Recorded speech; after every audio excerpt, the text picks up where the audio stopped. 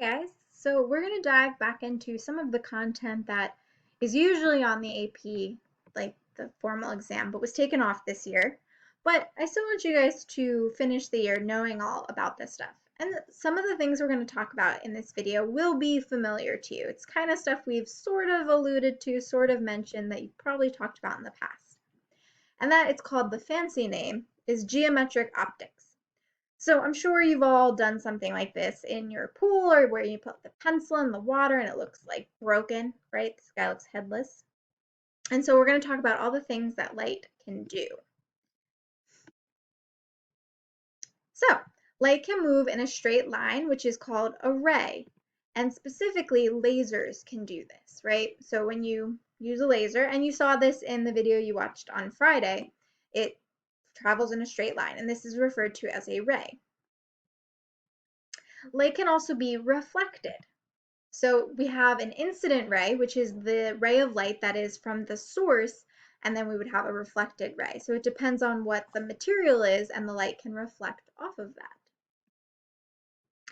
And this is has to do with the law of reflection, which just says that the angle at which the incident ray hits the surface is the angle at which it will reflect off.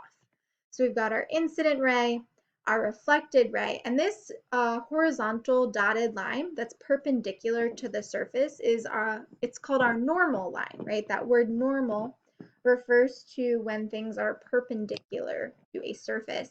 And we'll be measuring our angles from that normal line. So the incident ray is measured from the normal, and the reflected ray is measured from the normal. Light can also be refracted, and this happens when it moves through a material. So we still have our incident ray, we still have the source or the light from the source, and then for certain materials it can move through it. And this would be the refracted ray. We could also consider it as an incident ray inside the material that then produces a refracted ray outside of the material. And this behavior right here is why things look bent in water when it's in the air and also in the water. So refraction occurs because light changes speed. So we have only been referring to the speed of light as c, 3 times 10 to the 8th meters per second. This value is only true in the vacuum of space. The speed of light actually will decrease when it moves through different materials. And we can find that with something called the index of refraction. So n is referred to as the index of refraction. C we know is the speed of light in a vacuum, and then v here would be the speed of light in the material that we're looking at. And most of the materials, we know the index of refraction. So here's just an example of some. So a vacuum, n equals 1, and that makes sense, right? So we know that the speed, v, is just going to be c, 3 times 10 to the 8th. Air at standard temperature and pressure, slightly larger, not a whole lot. Ice, 1.31. Water at 20 degrees Celsius, 1.33. Glass, so on and so forth. Diamond, 2.42. So different materials just have a different index of refraction. And this will dictate how the light will refract inside that material. That's right, pretzel. So, a ray of light is traveling from air into glass, as shown. Is the ray of light getting faster, slower, or keeping the same speed?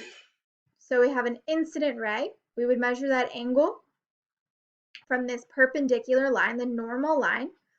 And then when it enters the material, the refracted ray seems to be closer to that normal line.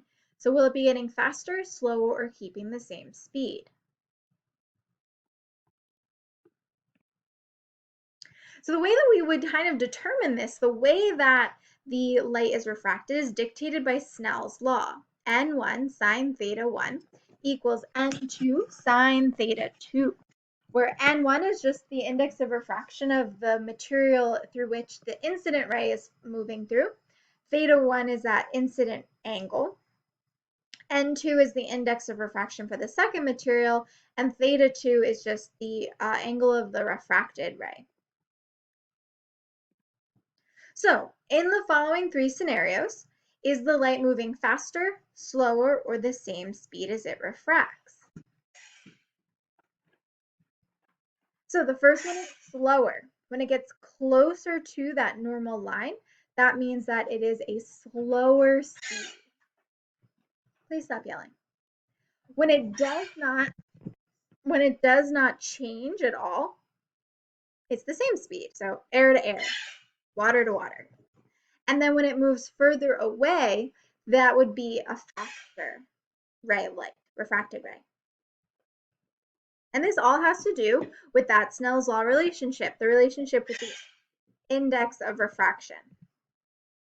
So when light is refracted, the equation that we've been using is still true. V equals frequency times wavelength.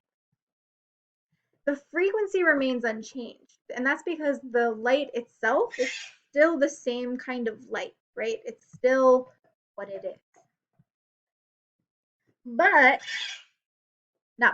the velocity and wavelength change, and they will follow that direct relationship because V equals frequency times wavelength is still true.